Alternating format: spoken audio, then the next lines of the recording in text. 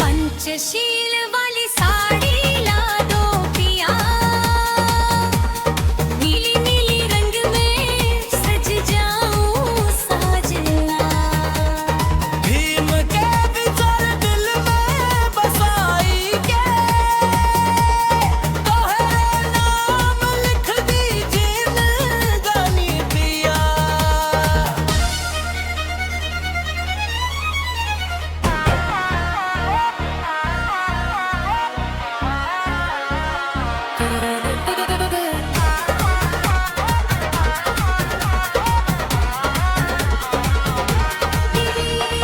नील गगन जैसे तोहरे सोच बा, सच की राह पे चल हर रोज बा। अशोक चक्र जैसे घूमे सपना, तोहरे संग सजे है हर एक सपना। हाथ पकड़ के कहता नी आज पिया,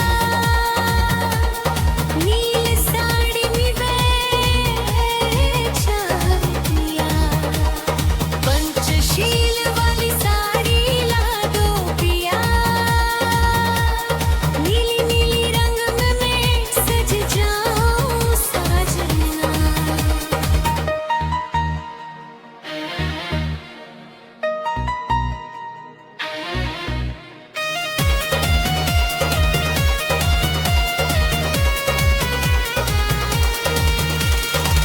बाबा साहब के राह अपनाएब,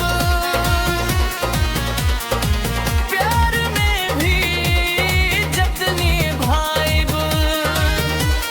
समता के धागा से बुनल सारी, तोहरे घर आईब बन के महारानी। साजन सुन ला